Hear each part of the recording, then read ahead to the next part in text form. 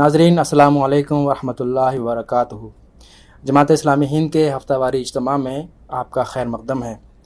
आज का मौजू है lockdown what's going on behind the curtains, यानी लॉकडाउन के पसे पर्दा क्या चल रहा है।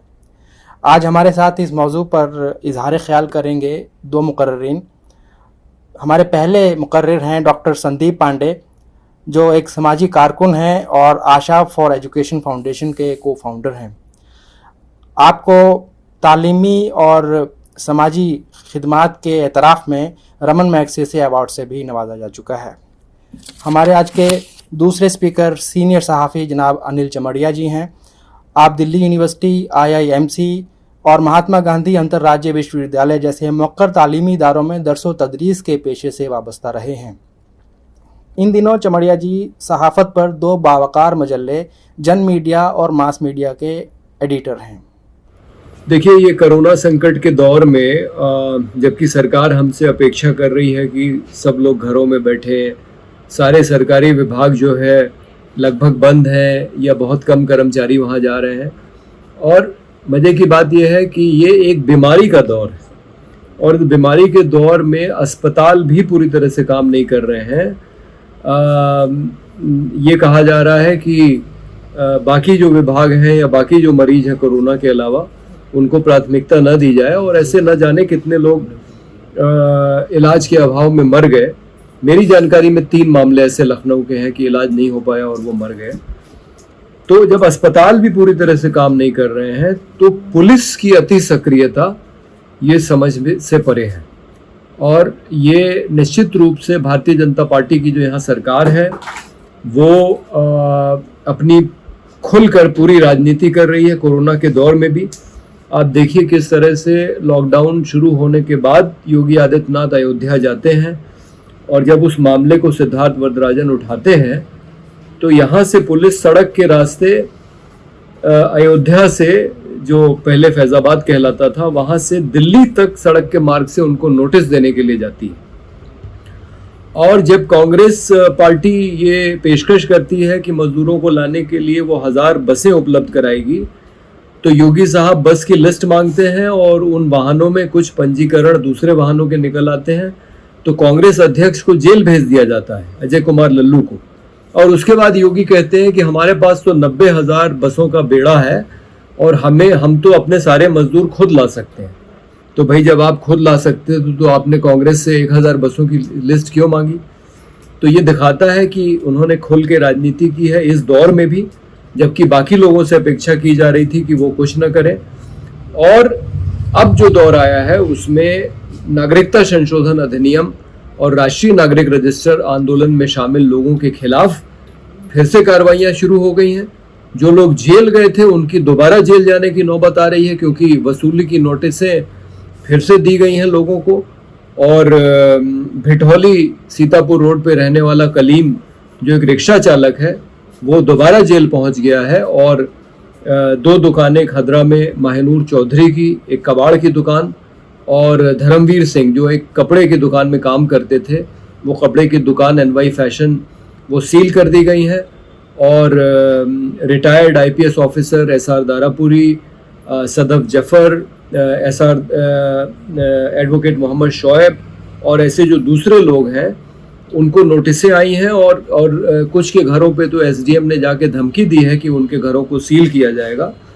तो ये जो पूरी राजनीति चल रही है, जिसमें कि अभी जो आरोपी हैं उनके खिलाफ मुकदमा चला नहीं है, उनका जुर्म साबित नहीं हुआ है, और जुर्म साबित होने के पहले जो नोटिसें दी जा रही हैं और धमकी दी जा रही है, उनकी संपत्ति को सील करके उनको उसकी नीलामी करने की या उनको जेल भेजने की जो एक धमकी दी जा रही है, ये अत्यंत निंदनीय है। इसकी हम लोग भर्त्सना करते हैं, और हम ये मांग करते हैं कि इस दौर में, जबकि सरकार को अंदरूनी संकट जो कोरोना का है उससे निपटने में अपना ध्यान लगाना चाहिए, और योगी सरकार खास करके जो उत्तर प्रदेश में एक मुठभेड़ का अभियान चला के अपराधियों को ख़त्म करने की बात कर रही थी, उनका दावा था कि सारे अपराधी ख़त्म हो गए हैं या वो अपनी जमानत रद्द करा के जेल में पहुंच गए हैं, और उसके बाद विकास दुबे जैसा खूंखार अपराधी ऐसा कांड करता है जिसने सबको दहला दिया, तो आखिर ये कैसे हुआ कि उनके ठोक दो अभियान में इतना खूंखार अपराधी छूट जाता है। तो और उसके साथ जो हुआ वो भी गलत हुआ। किसी को मारने का पुलिस को अधिकार नहीं है, उसकी गिरफ्तारी के बाद उस पर मुकदमा चलना चाहिए था, फिर सजा होनी चाहिए थी। तो ये जो अराजकता का माहौल ये अपनी राजनीति से इन्होंने उत्तर प्रदेश के अंदर खड़ा किया है, जिसमें प्रवासी मजदूर को भी कोई सुविधा नहीं मिल रही है गांव में। मेरे पास हरदोई और सीतापुर के 125 प्रवासी मजदूरों का एक सर्वे है, जिसमें से सिर्फ एक आदमी को 1000 रुपये मिले हैं और 3 लोगों को उन्नाव में और करीब 20 लोगों को सीतापुर में वो 35 किलो राशन का एक पैकेट मिला है। इसके अलावा न तो उनको कोई सुविधा मिली है, न कोई उनकी स्किल मैपिंग हुई है। किसी सरकारी कर्मचारी अधिकारी ने उनसे आके नहीं पूछा है कि आप क्या काम कर सकते हैं, आपकी आजीविका की व्यवस्था कैसे होगी आगे। और कोई पहल ऐसी नहीं की जा रही है जिससे मजदूरों को सहूलियत मिले। तो ये जो स्थिति उत्तर प्रदेश में बनाई गई है, इसकी हम भर्त्सना करते हैं और ये मांग करते हैं कि भारतीय जनता पार्टी जो अपने मुद्दों पे बाकायदा राजनीति करती चली जा रही है कोरोना के दौर में भी, इसको वो बंद करे और अंदरूनी संकट कोरोना का और जो भी देश के ऊपर बाहरी संकट है चीन का, उससे निपटने में अपना ध्यान लगाए। शुक्रिया। आपने एक खास मसले पर बोलने के लिए मुझे इनवाइट किया, बुलाया, आपका शुक्रिया। और आज जो हालात हैं, उन हालातों में मैं अपनी बात कहूं उससे पहले मैं चाहता हूं कि इस देश के पहले वजीर आला प्रधानमंत्री जवाहरलाल नेहरू ने ठीक ऐसे ही हालात में एक चिट्ठी लिखी और यह बात 1934 की है, 1934 की, जब ब्रिटिश जो हुकूमत थी वो हमारे देश को गुलाम बनाए हुए थी। और जिस तरह से आज कोरोना का संकट हमारे सामने है, ठीक उसी तरह से उस समय एक बड़ा संकट भूकंप के रूप में आया था। और ये बात मैं आपको 1934 यानी 1934 की मैं बता रहा हूं। और उस समय के हालात आपको और मुझे भी हैरानी हो रही है ये आपको बताते हुए, और शायद आपको भी हैरानी होगी। हुकूमत के समय में जब एक नेचुरल क्लैमिटी, एक प्राकृतिक आपदा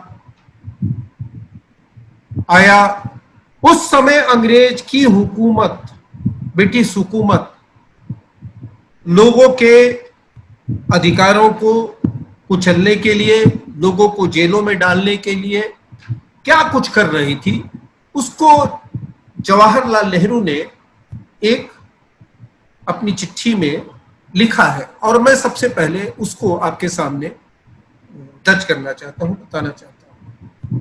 लंबी चिट्ठी है, छोटा सा मैं उसका एक जो पार्ट है, जो हिस्सा है, वो मैं आपको सुना रहा हूं। कुदरत अक्सर संगदिल और बेरहम होती है। धरती की सतह पर रेंगने वाले लाखों करोड़ों भूनकों पर क्या असर होगा, इसकी परवाह किए बिना वह अपने खेल दिखाती है। हम लाचारों से उसके आगे सर झुका देते हैं या अपने मिजाज के मुताबिक और अंदर की ताकत और हिम्मत के हिसाब से उसका मुकाबला करते हुए उस पर काबू पाने की कोशिश करते हैं, जैसे कि आज हम लोग कोरोना के समय में कर रहे हैं। लेकिन कुछ और जलजले होते हैं, नेहरू लिख रहे हैं, लेकिन कुछ और जलजले होते हैं, इंसानी जलजले, जो नासमझ कुदरत के जरिए नहीं बल्कि समझदार इंसान की वजह से बर्पा होते हैं। जब हालात बर्दाश्त से बाहर हो जाती है तो आवाम उठ खड़ा होता है। जब हालात बर्दाश्त से बाहर हो जाती है तो आवाम उठ खड़ा होता है और उस मिजाज को चकनाचूर कर देता है जिसने उसे गुलाम बना रखा है। और फिर सियासी जलजले हैं। जब अपने वजूद के लिए डरी हुई कोई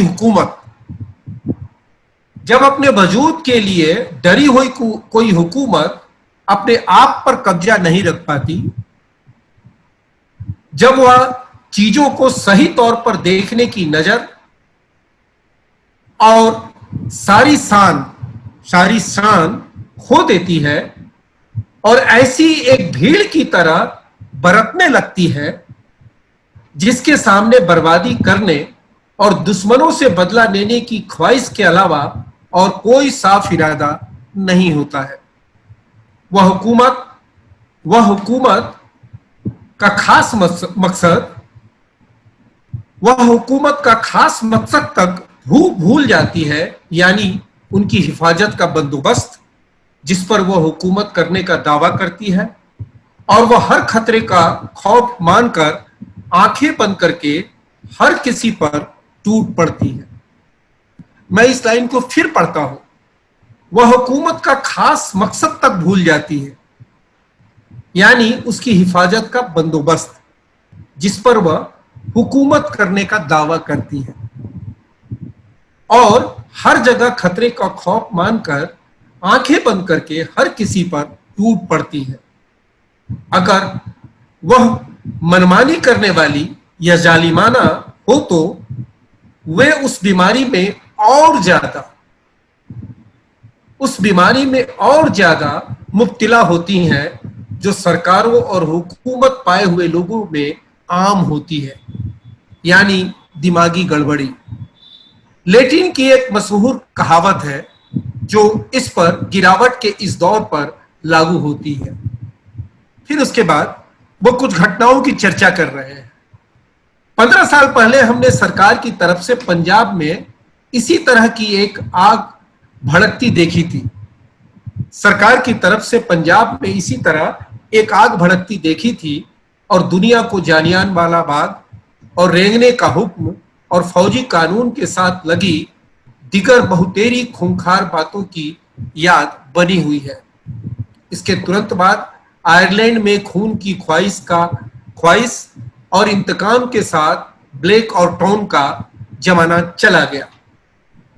ये जिस आयरलैंड की बात कर रहे हैं, आयरलैंड की, वो 1920 यानी 1920 की बात है। आयरलैंड की बगावत को कुचलने के लिए खास तौर पर भर्ती किए गए सिपाही जो अपनी दरिंदगी के लिए बदनाम थे, उनके बारे में उन्होंने लिखा है, ब्लैक और टॉन का जमाना चला गया। अब हम देखते हैं कि हिंदुस्तान की हुकूमत फिर बंगाल के कुछ हिस्सों में इसी तरह के कमाल दिखा रही है। अमृतसर की तरह चटगांव और मिदनापुर भी साम्राज्यवाद की करतूतों और एक बड़े मुल्क को जलील करने की कोशिश के काले नमूने बन गए। साथियों, अभी इसका और हिस्सा है और मैं ये समझता हूं कि पूरे हिस्से को अगर हम आपके सामने रखें तो काफी वक्त लेगा, क्योंकि जब मैं इस डायरी को पढ़ रहा था जिसमें जवाहरलाल नेहरू की तमाम बातें हैं, तो मुझे कुछ याद नहीं आ रहा था सिवाय आज का जो पूरा मंजर, आज के जो हालात हैं उसके अलावा। जैसे लगता था कि आज की तारीख में हम पढ़ रहे हैं। अंग्रेजों के समय में जो कुछ हुआ और आज जो कुछ हम देख रहे हैं, उसमें कोई अंतर मुझे कम से कम कुछ किताबों को पढ़ने के बाद मैं ये कह सकता हूं कि कोई अंतर नजर नहीं आ रहा। पहली किताब मैंने आपको ये बताई जवाहरलाल नेहरू की, जिसमें कि इनकी तमाम चीजें एक जगह कलेक्शन है, संग्रहित है। और दूसरी किताब हमने कांग्रेस के इतिहास को पढ़ के जाना कि कांग्रेस के इतिहास में क्या कोई ऐसी बात लिखी हुई है, अंग्रेजों की ज्यादती, अंग्रेजों के जुल्म, अंग्रेजों के ऑर्डिनेंस राज, अंग्रेजों के काले कानून बनाने, ये तमाम जितनी बातें हैं, प्रेस एक्ट बनाने, तमाम जितनी बातें उस समय हैं, क्या उस समय के हालात से कोई अलग हालात हमको अभी दिखाई दे रहे हैं। मैं ये समझता हूं साथियों कि मुझे कम से कम कोई बात अलग नहीं दिखाई दे रही है। अंग्रेजों के समय में भी जुर्माने लगाए जाते थे। जो राजनीतिक कार्यकर्ता थे, उन कार्यकर्ताओं के दमन के लिए उनके ऊपर तो लगा ही जाते थे, गांव के गांव पर जुर्माने लगा दिए जाते थे। कई सिखों, सैकड़ों की तादाद में सिखों को गिरफ्तार एक बार किया गया, क्योंकि वो काली पगड़ी पहनते थे। काली पगड़ी इसलिए पहनते थे कि काला जो रंग था वो विरोध का प्रतीक था, और वो उनके काली पगड़ी पहनने से सरकार उस समय की जो थी, हुकूमत जो थी, वो उनको जेलों में डाल देती थी।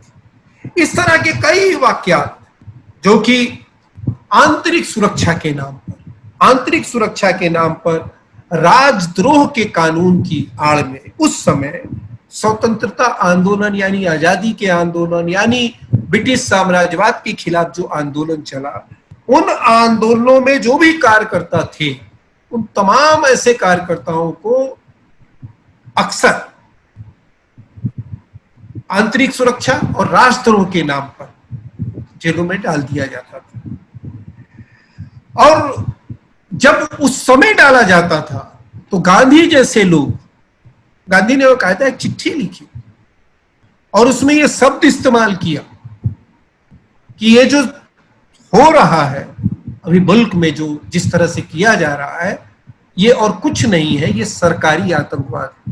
गांधी की किताब, गांधी की वो बातें, कांग्रेस का इतिहास, जो कांग्रेस के उस समय के अध्यक्ष थे सीता पट्टारवैया, उन्होंने ये बात अपनी कांग्रेस के इतिहास में लिखी। तो मैं साथियों, आज कोरोना के दौरान पूरी दुनिया में जिस तरह से संविधान को, लोकतंत्र को और कुछ बुनियादी अधिकारों को, जिसको हम मानवाधिकार भी कह सकते हैं, जीने के हक को, उस पर चोट पड़ते हुए हम देख रहे हैं। भारत में, हमारे देश में, हमारे मुल्क में, हमारे अजीज मुल्क में, हमारे प्यारे मुल्क में ये बात बहुत तकलीफ के साथ देखने को मिल रही है। हमें ये नहीं लगता था कि जिस समय ये कोरोना का संकट बताया जा रहा है, उस दौरान कम से कम कोरोना के संकट को भूलकर कोई सरकार लोगों को जेलों में डालने का सिलसिला चला देगी। ये बात मतलब एक इंसान होने के नाते तो कम से कम ये जेहन में ही नहीं आई, ये सोच ही नहीं पाए हम लोग कि ऐसा भी हो सकता है। लेकिन जैसे जैसे मार्च का महीना, अंतिम हफ्ता और अंतिम हफ्ते के बाद जिस तरह के हालात से हम गुजरे और जो हम देख रहे हैं, उसमें बुनियादी तौर पर हम दो चीजें हम लोगों ने देखी है। और उसमें एक चीज तो हमने ये देखी है कि जो CAA और NRC के खिलाफ जो आंदोलन पूरे देश में हुए, और देश में शायद ऐसा आंदोलन इतना अनुशासित और इतने बड़े पैमाने पर और इतने लंबे समय तक चलने वाला और कोई आंदोलन हमें अभी पिछले इतिहास में दिखाई नहीं देता है। और वो आंदोलन संविधान के ढांचे को बुनियादी तौर पर बचाने की लड़ाई थी और लड़ाई है। उस आंदोलन ने, जो हर आंदोलन करता है, उस आंदोलन ने क्या किया? उस आंदोलन ने शायद पहली बार गांव-गांव में, शहर-शहर में, जिले के स्तर पर हजारों हजार कार्यकर्ताओं को तैयार किया। जो लोग सोए हुए थे, जो लोग संविधान पर हमले के बारे में ये सुनकर शायद खामोश रह जाते थे कि इसका कम से कम बुनियादी ढांचा तो बचा रहे, लेकिन शायद वो समय था सीएए, एनआरसी, जिसने कि ऐसे तमाम लोगों को घरों से निकाला और एक बड़ी तादाद में घरों में रहने वाली महिलाएं, मैं तो कहता हूं कि दुनिया में जो आंदोलन हुए हैं, उस आंदोलन का जब इतिहास की तुलना होगी एक दूसरे के साथ, आंदोलनों को हम उसका मूल्यांकन करेंगे, तो शायद ये आंदोलन का जो वजन है ज्यादा भारी दिखाई देगा। इतनी बड़ी तादाद में महिलाएं निकली, पढ़े लिखे लोग आए बाहर, बड़े अच्छी नौकरियां कर सकते थे, ऐसो आराम की जिंदगी जी सकते थे, लेकिन वैसे तमाम लोग सड़कों पर निकल के आए कि ये ढांचा ही नहीं रहेगा तो फिर हमारे और जीने का क्या मकसद। दूसरा आंदोलन भीमा कोरेगांव। भीमा कोरेगांव यानी वंचितों के संघर्ष और इसकी जीत की, वंचितों के संघर्ष और उसकी जीत की ऐतिहासिकता को लोकतंत्र और समानता के लिए, लोकतंत्र और समानता के लिए जो मौजूदा संघर्ष है उसको जोड़ने का कार्य। ये दो बहुत सिग्निफिकेंट, जो आप ये देखेंगे कि खास तौर से भीमा कोरेगांव के मामले में जिन लोगों को गिरफ्तार किया गया और सीएए और एनआरसी के विरुद्ध जो आंदोलन हुए उसमें जिन लोगों को गिरफ्तार किया गया, उन दोनों में कई मायने में आप एक समानता देखेंगे, आप एक तरह का मामला उसको देखेंगे। उसमें भी तमाम पढ़े लिखे लोग, बौद्धिक लोग जेलों में डाले गए, जेलों में भी हैं, और उनके खिलाफ भी वही सब धाराएं इस्तेमाल की गई जो धाराएं इनके खिलाफ इस्तेमाल की। इसका खास मकसद है, यानी ये दो तरह के मामले अभी हमारे सामने हैं। तीसरे मामले भी हैं, तीसरे तरह के मामले भी हैं जो देश भर में चल रहे हैं। लोकतंत्र, आजादी और समानता के लिए जो संघर्ष करने वाले जो नेतृत्व इधर उभरा है कार्यकर्ताओं के रूप में, वैसे तमाम कार्यकर्ताओं को चुन चुन कर जेलों में डाला जा रहा है तरह तरह के आरोपों। मैं ये समझता हूं कि इस बात पर हमें जरूर विचार करना चाहिए कि ये जो दो खास तरह के जो मुद्दे हैं और उनसे जो जुड़े हुए नेतृत्व है, उसका महत्व क्या है, और उस महत्व को जब तक कि हम नहीं समझेंगे, वो महत्व एक भविष्य का जो भारत है, आने वाले कल का जो भारत है, उसको बनाने की एक तस्वीर, बनाने का जो एक सपना इसके भीतर दिखाई दे रहा है, अगर इसको हम समझ पाने में कामयाब नहीं होंगे तो शायद हम इस तरह की जो गिरफ्तारियां हो रही हैं, उन गिरफ्तारियों के खिलाफ लड़ने की जरूरत तब हमको नहीं लगेगी। लेकिन जैसे ही आप समझ लेंगे, लगेगा। ठीक उसी तरह से जैसे आप मान लीजिए कि जितने लोग जेल उस समय गए आजादी के आंदोलन के दौरान, अंग्रेजों के जुल्मों के खिलाफ बोलने वाले लोग, क्या अगर वो उनके जेल जाने के विरुद्ध न बोला जाता, लोकतांत्रिक तरीके से न लड़ा जाता, तो क्या हम आज जिस आजादी की बात करते हैं उसको हम यहां पर दोहरा पाते? शायद नहीं। आवाम को यह बात समझनी पड़ेगी कि जो लोग जेल गए हैं वो किसके लिए गए? लोगों के लिए गए, लोगों के बच्चों के लिए, पीढ़ियों के लिए गए। और ये बात हमको बहुत गंभीरता से, बहुत संजीदगी के साथ इस बात को समझना चाहिए। और मैं ये समझता हूं कि एक तरफ तो ये बात है, दूसरी तरफ सरकारों को भी ये बात समझनी चाहिए। देखिए, कोई भी दुनिया का कोई भी उदाहरण ले लीजिए। हिटलर की बात हम लोग बहुत करते हैं। हिटलर ने ना जाने कितने लोगों को मरवाया, कितने लोगों को जेल में डाला, लेकिन आज हम हिटलर को किस रूप में याद करते हैं? क्या हिटलर हमको आजाद होने से रोक पाया? क्या हमें लोकतंत्र की मांग करने से रोक पाया? क्या हमें समानता की बात करने से रोक पाया? नहीं। इमरजेंसी के दिनों में एक एक कर जो भी कार्यकर्ता थे, जो भी नौजवान थे, कम से कम उम्र के भी बच्चों को, महिलाओं को जेलों में डाल दिया। इससे क्या आंदोलन रुक गया? 19 महीने तक आपने जेल में रखा। मैं कह रहा हूं कि 20 सालों तक जेल में रखने के बाद भी लोग जब निकलते हैं तो फिर वो आजादी और लोकतंत्र और समानता की बात करते हैं। जेलों में डालने का मकसद अगर ये है कि हम कुछ हजार लोगों को जेलों में डालकर हम पूरी आवाम को डरा देंगे, तो मैं ये समझता हूं कि लोकतंत्र का जिस तरह से विकास हुआ है, लोकतंत्र जिस तरह से आगे बढ़ा है, उसको ना समझ पाने की भूल करना है। लोकतंत्र आगे निकल चुका है। राजनीतिक जो लड़ाई है वो राजनीतिक तरीके से ही लड़ी जानी चाहिए। अगर आप राजनीतिक लड़ाई को आप कानूनों के जरिए, यानी कानूनों के दुरुपयोग के जरिए, जेलों का डर दिखाकर, कानून मशीनरी का इस्तेमाल करके आप होर्डिंग लगा देंगे, आप एक समाज में काम करने वाले आदमी को,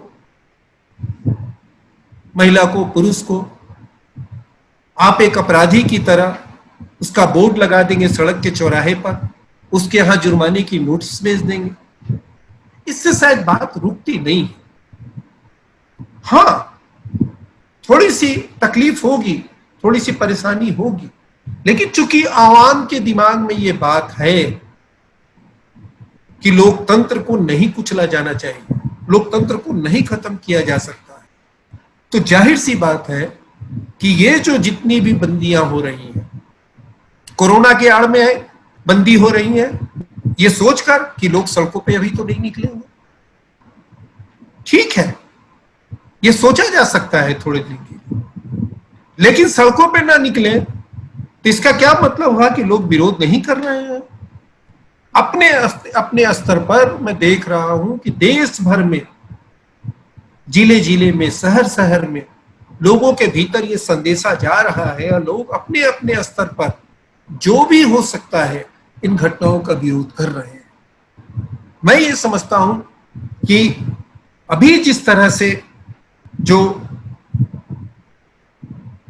कानूनों का इस्तेमाल करके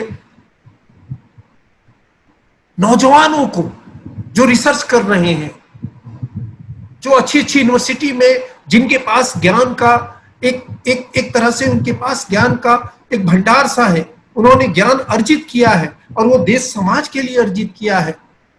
80-80 साल के बूढ़ों को आपने जेल में डाल दिया। 80 साल के बूढ़े से आपको डर लगता है? मतलब ऐसे ऐसे लोगों को आपने जो जेल में डाल रखा है। मुझे ये लगता है कि सरकार इस तरह से जेलों में लोगों को डालकर जो चेतना का विस्फोट हुआ है, जो संविधान को बचाने की जो बुनियादी लड़ाई है, उसको रोका नहीं जा सकता है। और मैं ये जरूर कहना चाहूंगा आप तमाम लोगों से, जो लोग मेरी बात सुन रहे हैं, उन तमाम लोगों से मैं कहूंगा कि आपके मन में ये बात होनी चाहिए और आपके मन में होना ही बहुत बड़ी बात होगी कि कैसे रहते होंगे जिन लोगों को जेल में डाला गया होगा, उनके परिवार के लोगों पे क्या बीत रही होगी,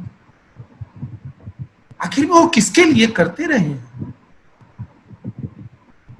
अगर ये आपके मन में बात उठती है तो मैं ये समझता हूं कि आपका विरोध दर्ज हो रहा है और आपके मन में ये बात उठनी चाहिए।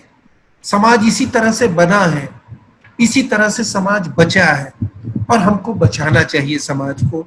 हमको समाज को बचाना ही नहीं चाहिए, हमको समाज को और बनाना है और बेहतर बनाना है। इसकी जितनी बीमारियां हैं उन बीमारियों को हमको दूर करना है। और मैं ये समझता हूं कि हम लोग आपस में मिलकर, जैसे मैं जवाहरलाल नेहरू को कोट कर रहा था कि हम लोगों की पूरे मनुष्य जो हम लोग जो नागरिक हैं उनकी सामूहिकता में जो ताकत है, उनकी सोच, एक तरह से सोचने में जो ताकत है, शायद वो दूसरी चीज में नहीं है। और हम आप एक तरह से सोच के इस तमाम तरह की घटनाओं का विरोध करें तो शायद हम अपनी पीढ़ियों के लिए समाज को बना पाएंगे और बचा पाएंगे। आपने मुझे समय दिया और आपने मुझे सुना, आपका बहुत बहुत शुक्रिया।